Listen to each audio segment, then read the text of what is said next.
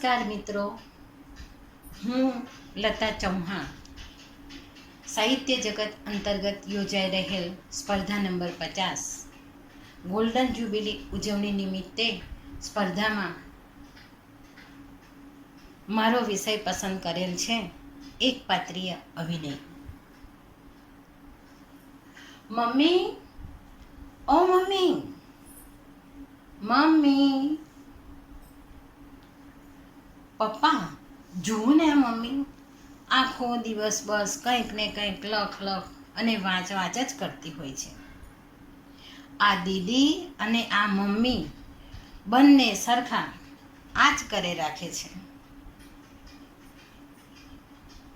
બેટા, જો મને એક ટાઈમ જમવાનું ન મળે ને તો વાંધો નહીં, પણ મને વાંચવાનું અને લખવાનું જો મળી જાય ને તો મજા પડી જાય. મમ્મી, તમને કંટાળો નથી આવતો? બેટા, આપણી રોજ લખવાની ટેવ આપણી દિનચર્યા નથી સુધારતી, પરંતુ આપણા વ્યક્તિત્વને પણ પ્રભાવશાળી બનાવે છે. લખવા અને વાંચવાના અનેક ઘણા ફાયદા છે.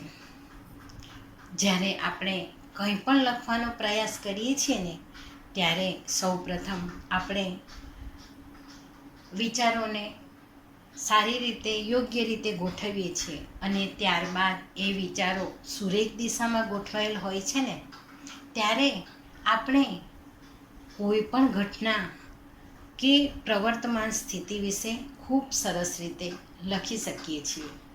એવું મમ્મી? હા બેટા, આપણી લખવાની ટેવથી આપણે સાંભળેલી, જોયેલી, વાંચેલી કે અનુભવેલી કોઈ પણ સકારાત્મક બાબત આપણે જ્યારે લખીએ છીએ ને ત્યારે સૌ પ્રથમ આપણા ઘર, પરિવાર, સમાજ, આપણો દેશ અને સમગ્ર વિશ્વને ફાયદો થાય છે. અરે વાહ મમ્મી, તો ખૂબ સરસ. હા બેટા, રોજ કંઈક લખવાથી તમારું મન સતત નવા વિચારો અને નવા શબ્દોની શોધમાં રાચતું રહે છે. તો ખૂબ સરસ મમ્મી. હાસ તો સાચું કહું બેટા, આ લખવું અને વાંચવું એ તો ખૂબ આનંદદાયક પ્રવાસ છે. કાગળ અને કલમનો રોજિંદા જીવનમાં સમાવેશ કરવાના ઘણા બધા ફાયદા છે. અને હા બેટા, આ હું નથી કહેતી હો, આ મને મારી માં કહેતી હતી. ઓહો મમ્મી, ઘડો એવી ઠીકરી ને માં એવી દીકરી. મમ્મી, તમને આ લખવાની અને વાંચવાની પ્રેરણા કોનામાંથી મળી? બેટા સેજુ, લખવાની અને વાંચવાની પ્રેરણા મને મારા માવતર તરફથી મળી છે. એમણે કરિયાવર કરતાં પણ સુંદર કાગળ અને કલમ પકડાવી મને તાકતવર બનાવી. અને અહીંયા સાસરીએ આવ્યા પછી તારા પપ્પાએ મારા શોખને પારખી મને લખવાની અને વાંચવાની પૂરતી સવલત પૂરી પાડી છે. બેટા, હું આભારી અને હંમેશા ઋણી મારા માવતર અને મારા જીવનસાથીની.